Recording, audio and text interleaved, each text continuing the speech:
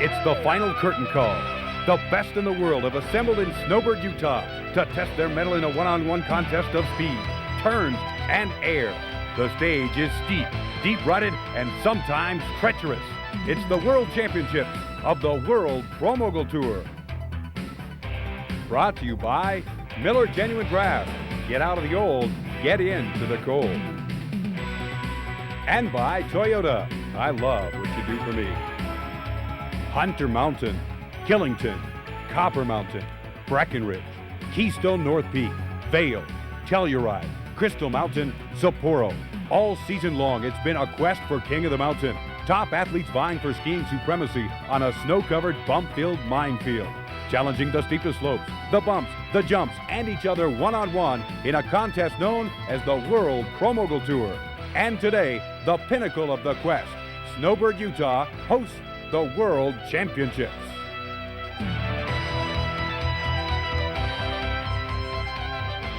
The stunning beauty of Little Cottonwood Canyon in the Wasatch Mountains of Utah, boasting the greatest snow on Earth, some 400 inches annually. Hi, everybody, and welcome to Snowbird, Utah for the Miller Genuine Draft World Pro Mogul Tour Championships. I'm Ron Elisha, and along with me, Sandy Santucci, for today's grand finale of a spectacular Pro Mogul season. And Sandy, today for the championships, the deepest, richest field we've ever seen assembled for a Pro Mogul event. Indeed it is, Rod, and it's very befitting that we're having this competition on Silver Fox here at Snowbird. The steepest and longest course of the season has an elevator shaft for a start, which is going to mean that we're not going to see too much air on the very top of the course. The skiers are going to be concentrating on staying in the line on these big, huge, soft bumps.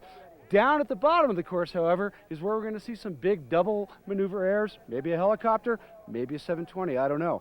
But I'll tell you what, Cameron Boyle, who has been stunning all season, has got to be the odds-on favorite in today, but I'm going to go out on the limb. I'm going to say his arch rival, Chris Carson, is going to get the World Championships today.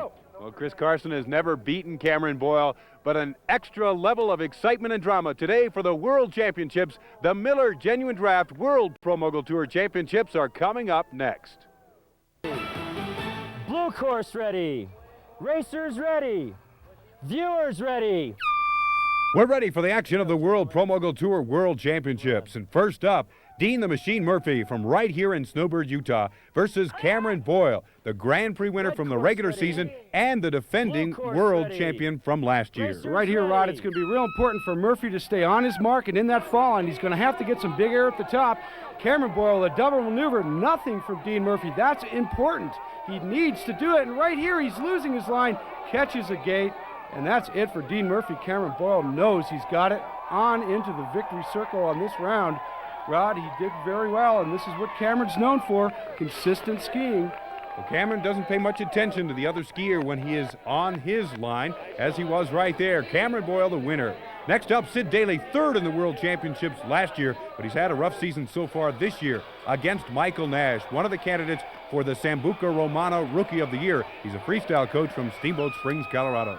Daly has not been in the top 8 all this year, and he's got his work cut out for him against Nash, who gets a nice big spread eagle up top, catches a tip and goes down. Daly has his trouble, and look at him cross the center line.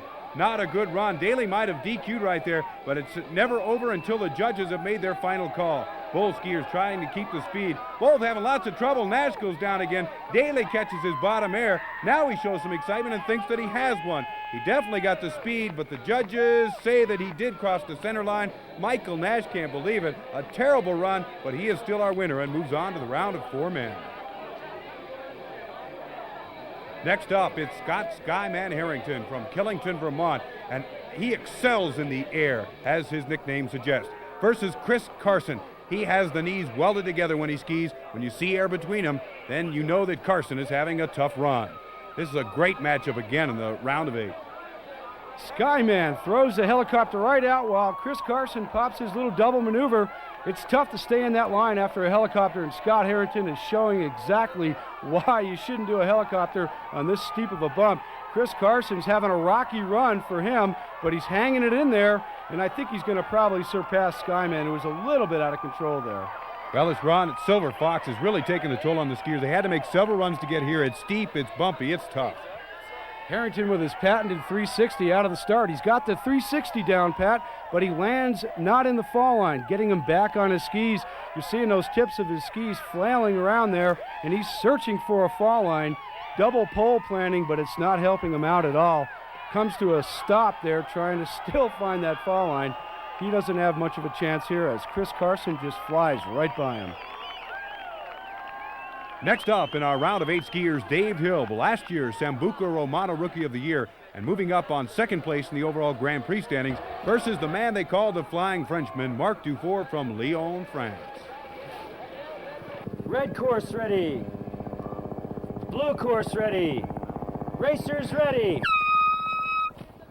Marc Dufour, who's known for getting that big air right out of the start. Let's see if he does. Yes, a nice double maneuver, while Hill with only a single maneuver. Dufour, who's getting back a little bit right there right now, having some problems on the side of the course. Hill still in that fall line, skiing good, hop, skipping, and jumping through those bumps with a double daffy through the finish line. Rod, that was a great run by Hill. Well, Hill, one of the strongest skiers on the tour. A tight matchup all the way across the board for the judges, but Dave Hill with a solid run wins and moves on into the semifinals. Our final 4 men are set. It will be Michael Nash versus Cameron Boyle, and Chris Carson will take on Dave Hill. Special thanks. Not many things better than a sunny spring day on the Wasatch Range of Utah, unless you're a pro mogul skier like Michael Nash and on the verge of working your way into your very first championship final. The tough task for Mr. Nash. He's got to take on the Grand Prix Tour winner this year and last year's world champion, Cameron Boyle. Well, I wouldn't want to have to be going against Cameron Boyle at this point in the game here, but Mr. Nash, if anybody could do it, maybe he could. Right off the top with a spread eagle, he lands a little bit on the top of a bump there, and you see what it did. It just bounced him around, and he's down. Looks like he might have got the wind knocked out of him. Cameron Boyle probably saw him in his peripheral vision once again, and just cruises right on into a sweet victory. Well, Cameron's really good at playing the game of pro mogul skiing. You just ski your own run and let the other competitor do his and hope that you're better than him, and more often than not, Cameron Boyle is the winner. This time around, he beats Mike Nash and moves into the World Championship Finals. Nash having a little trouble. Maybe he got the wind knocked out of him, but now he's up and moving down the course again. Michael Nash had a great run against Cameron Boyle in Japan. Much closer, but this time it's Cameron Boyle all the way. You know, Rod, I think what it is right here is just basically experience. Nash has not had that much experience against these other skiers. Cameron Boyle, of course, has. Even though he popped a nice spread eagle, even though he did crash, Cameron Boyle pulls it off flawlessly, once again landing those jumps in the fall line, which is so important to do. Well, one of these skiers will match up with Cameron Boyle in the championship. Will it be Chris Carson? Your choice, Sandy, as the winner of the World Championships, or the energetic and dynamic style of Dave Hill, one of the most aggressive skiers on the tour? Well, true. Both these guys are very energetic, and they've got some great styles, both very unique styles. Carson with a Cossack, Hill with a spread eagle, and he got back and he landed on the side of the course, and he's got some problems right there, but he pulled it back in there. He's doing okay, but again, he goes out of the fall line, almost hitting the side of the fence. He gets an air on the back. Carson could pull it off with a good air here. No, he gets back, trying to do a double daffy walk. If he had pulled that off, Rod, he probably would have won this round. Well, look at Dave Hill. He knows that he has won now. Chris Carson really short on the air up top, Sandy, but then he got some nice, crisp turns through the middle section while Hill continued to flail. That's right. Right there, you see those knees welded together. But right there, he loses it a little bit, gets back. Now he's trying to set up as Hill gets that sideways air. Carson had to be thinking if he could pull that double air off, he'd make it. This is it, the final run of the 1991 season. The determined look of defending world champion Cameron Boyle, possibly on the verge of another crown.